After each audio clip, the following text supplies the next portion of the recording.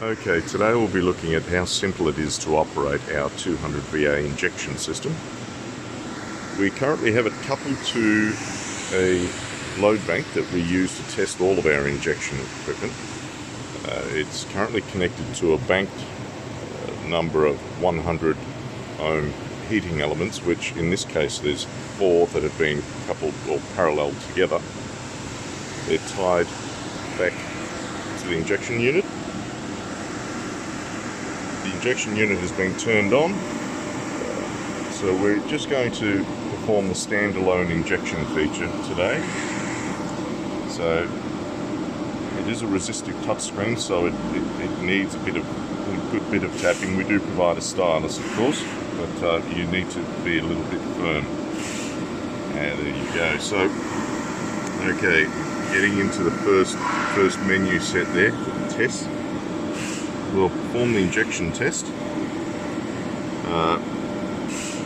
You're offered a parameter screen here where you can change the frequency up or down. It's entirely up to you. We'll move that away from 50 Hertz significantly, I guess. We can choose a target current. However, that target current is going to be based on the tap that you choose, and of course the impedance in the loop. And this load bank, of course, is simulating the loop impedance. So you have here an option to select your GPS to synchronize with your injection current. As you can see, we have a GPS patch antenna, and it's currently indicating here that the GPS is synced, even though we are working out of a warehouse with the roller door open. We also have here a 4G LTE antenna. We'll show you that feature a little bit later.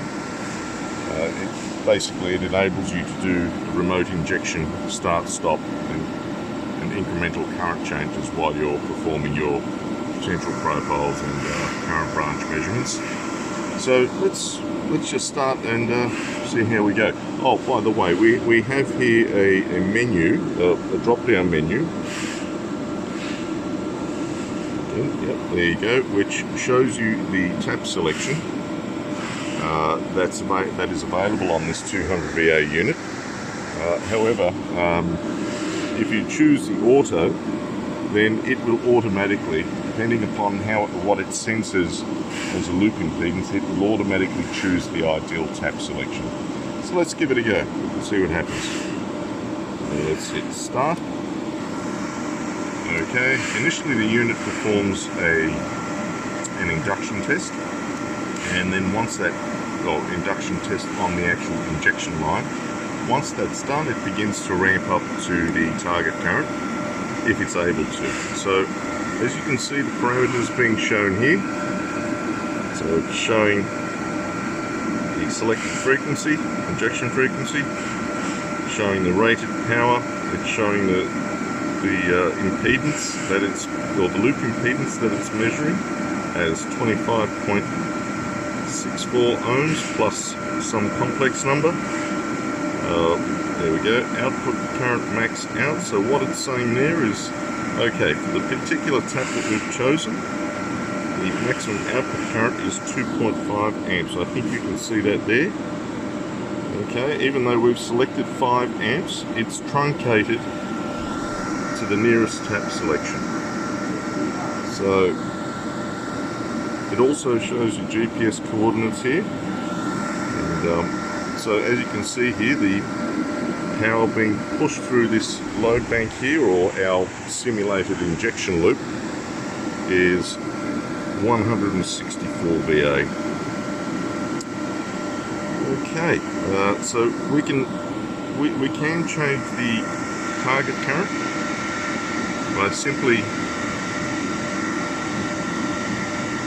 holding our finger down or going up or down. However, you have to understand that because in this particular case the auto tap selection was a maximum of 2.5 amps, it couldn't go above that even though we selected 5. Now that we're going down to 2, it's slowly changing the target current, as you can see, and that little green symbol there says, we've reached the target that you've selected. Okay, so that's a brief introduction into how simple it is to use our 200 VA injection system. The next video will show how to use the remote feature using the 4G LTE communication modem.